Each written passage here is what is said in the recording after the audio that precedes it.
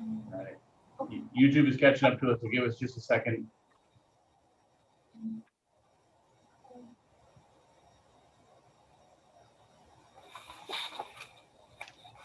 Okay, there's that, and then just the YouTube is catching up to us, so give us just a second. Oh, be honest.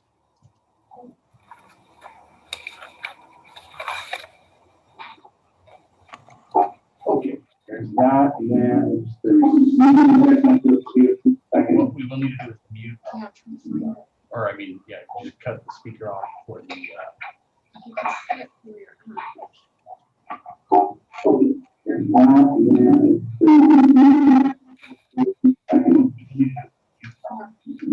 Or I mean, yeah, just cut the speaker off for the.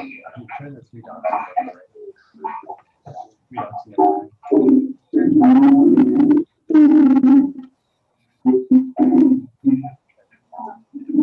or I mean, yeah.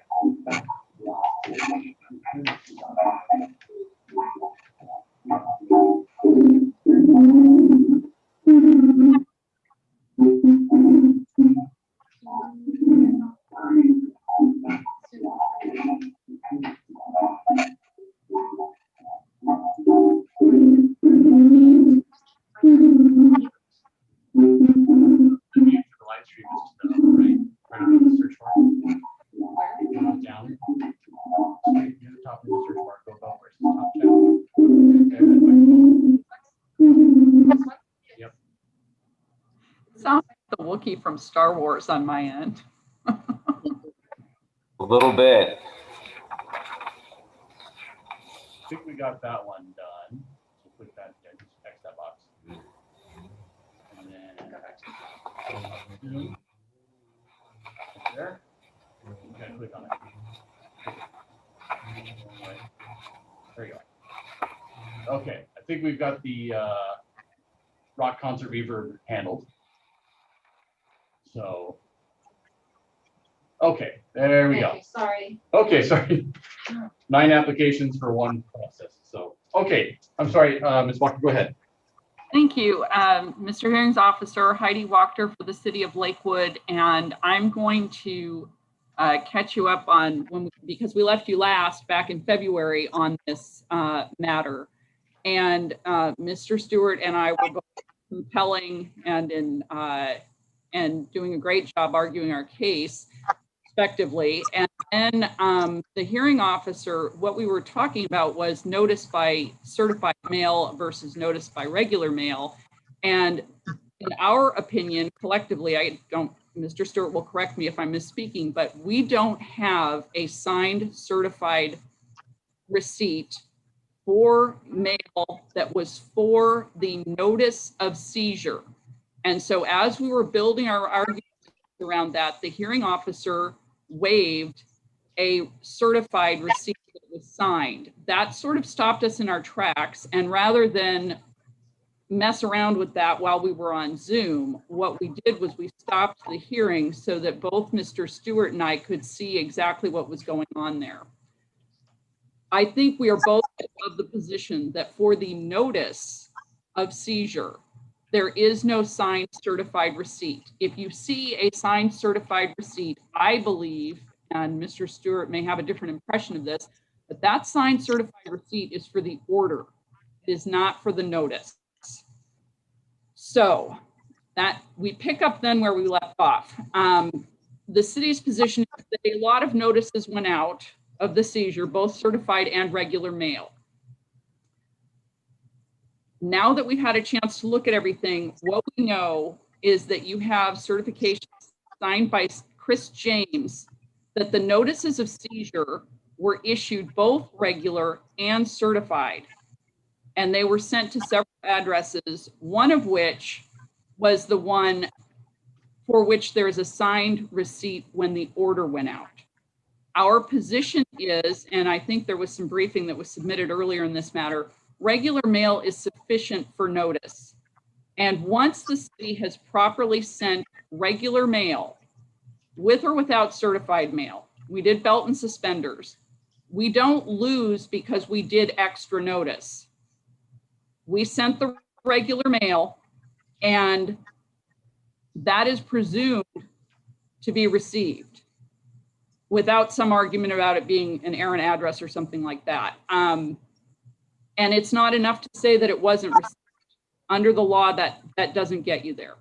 So the city's position is the notice went out, the claim didn't come to the city until 117 days later. And because of that, this default should stand as a default on the drug forfeiture. That's the city's position. And as I indicated, I've submitted some briefing. We had some earlier arguments. That's really the question right now. So if the city prevails, the default stands. If Mr. Stewart prevails, we would then ask for a date to actually hold the hearing over the substantive point. But the city's position is that the proper mailing notice went out and that there should not be a hearing on this. It should be the default. Okay. So at this point, really the argument that we have in front of us, is to make sure I'm on the right page, is that regular mail was sent out, certified mail was sent out, and we have copies of both of that. And even if the certified wasn't delivered, the city's position is that you did your due diligence in notifying, and there was no request for hearing or challenge to that, and therefore it automatically defaulted, and that's where the city stands right now. Correct. And that, to go one step further, that the regular mail is the legal requirement. Okay. You met the legal requirement for notice. Thank you. Okay. Thank you. Mr. Stewart. Thank you. Your Honor, the notice says that it was sent both regular mail and certified. It was not sent certified. And there is no proof that it was sent certified. Now, I think the confusion happened because there were two people perhaps living at the same address, but there is no proof that anything was sent to Denise Wheeler at all. None. Please show me any proof that certified mail was sent, because the notice says certified mail and regular mail. And we know that one of those is absolutely not true. There is no certified mail that was sent to Denise Wheeler. Not that there was certified mail sent to Ms. Wheeler and that she didn't sign for it. There's no proof that there was certified mail sent to Denise Wheeler. Now, in my office, when we send certified mail to anything, we got our little green tickets, we mail it out, we can track it, we can tell when it shows up someplace, we can tell when it comes back. We have that. That's what my office does. For all the certified mail we do, for instance, when we subpoena officers to appear at DOL hearings, we send it certified mail and they sign for it. There's a return receipt requested. That's what certified mail is. This was not sent certified mail. And I think that perhaps because there was more than one thing sent to more than one address, I think it got overlooked. If it is, there's no proof of certified mailing, then the notice, what it says in the notice is certainly, as I stated before, susceptible to inquiry.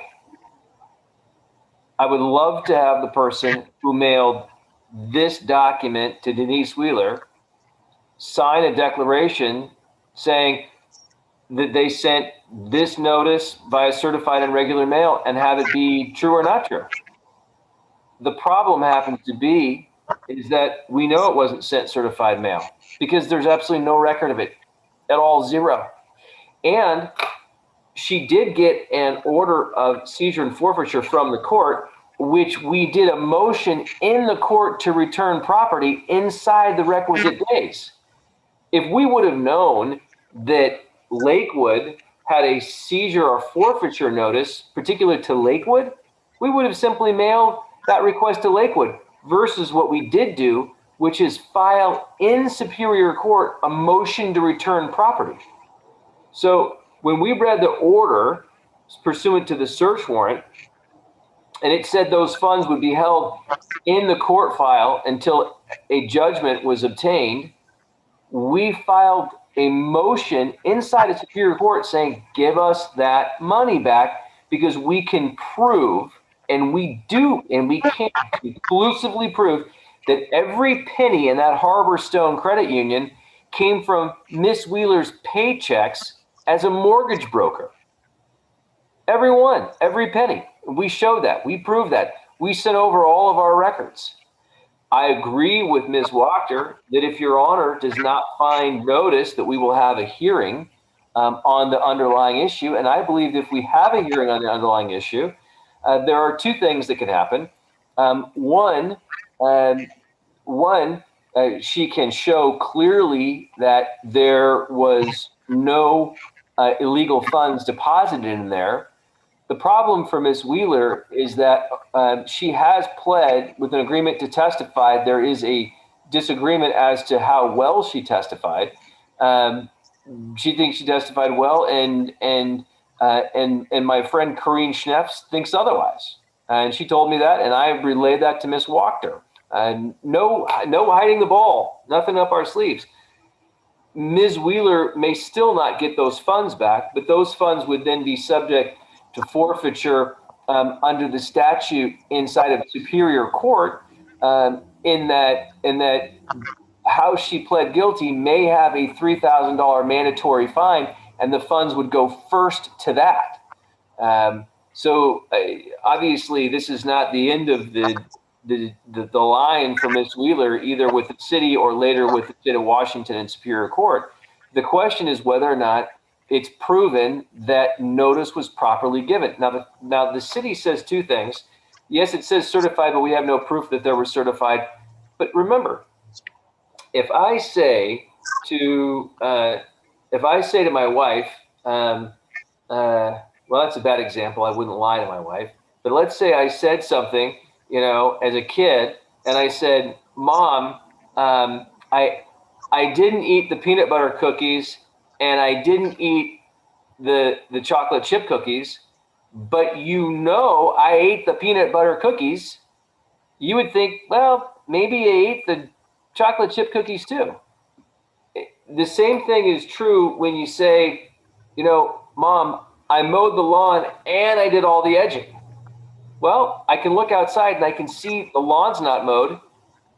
Kind of makes me susceptible that the edging wasn't done too. In this case, if you don't have proof, as the notice says, that it was sent certified mail, then it also makes it susceptible to believe, well, maybe it wasn't sent regular mail either. Your Honor has to make a determination, and I call you Your Honor in this case because you're the examiner, the hearing examiner. I recognize the uniform, but the role is as a judge. You cannot say more likely than not that certificate or that service was properly effectuated when you know at least one part of it's defective. All we're asking for is a hearing. That's it. The other issue is whether or not regular mail is sufficient. If Your Honor says, well, I find that even though part of this is true and part of this isn't true, that regular mail is sufficient, it says the RCW 10.105.010, that's the statute I'm looking at right now, says subsection 3, third sentence in, the notice of seizure may be served by any method authorized by law or court rule, including but not limited to service by certified mail with return receipt requested. Now, I don't know the other court rules that would allow original service on a forfeiture where they're taking essentially $5,000 by just a regular mail, and I think that those things are going to tighten up a little bit because our mail service probably isn't what our mail service used to be. The city would have to prevail first to convince you that regular mail was done, and then convince you afterwards, probably the easier portion of it, that regular mail is okay. I don't think the city can prevail in their request that notice was properly sent. Without that, it's very simple. We get a hearing. And of course, I don't think the city wants a hearing because we've already provided proof that all of the money that was deposited in that Harborstone account was from my client's paychecks. None of it was illegal proceeds. Thank you. Okay. And then, Ms. Wheeler, if your microphone's on, can you mute that? Because we're getting a bunch of feedback when other people are talking. So perfect. Thank you. That's it. Okay. If you have something to say, unmute, that's fine. But in the meantime, thank you. Okay. So I have several copies of certified mail receipts here. Some are attached to orders, some are attached to notice of hearings, and otherwise. And there's several different dates on here. Mr. Stewart or Ms. Walker, do you have a date range that is in question that these weren't sent out? Just to kind of get down to it. I mean, I can go through all of them, but I've got stuff here from February, December, March. So anyway, I'm just trying The date of notice of seizure was October 1, Mr. Hearings Officer, and I can understand. 2019. Let me make sure I'm looking at the document right now. Yeah, correct. Okay. And that was when you sent out the order and the notice of seizure? The notice of seizure, correct. The order went after the default. And I believe, and it's not dispositive, obviously, I believe that the order is what triggered a response from Ms. Wheeler. And that's not with any allegations as to what she received or didn't receive before that. Obviously, have our position on that, but the order triggered the action. That's why 17 days later, that Yes. seems to have got her attention. And that is true. She The address that we sent the notice to. The address that's alleged to have sent the notice to, she received that order and was on the phone with me immediately because she knew I had filed in Superior Court, and I did file in Superior Court. So she received an order of default and said, "What is this?" And we turned right around and filed our documents with the city. You know, as we would have done had we received the original notice. And that's just what we do.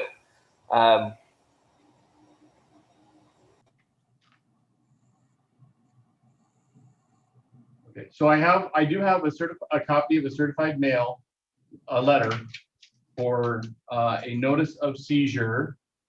Can I make your afternoon a little bit worse for just a second? Well, why not? Got caught in the net with a variety of co-defendants, for lack of a better word. And so for that reason, this is bountiful in its number of certified receipts and notices. Okay. And so the city's position has been, certified mail is not the standard. And so as long as the legal standard, unfortunately for Mr. Stewart, is unless it is specified to the contrary, it's whatever is legally allowed. And even if it's a ton of money at stake right now, what the state of the law is on this is you mailed it, you dropped it in regular mail. And as to the position that somehow the person who was sending this out didn't send it out, we have a certification from her saying that she did. And what we have on the other side is them saying, but we didn't get it.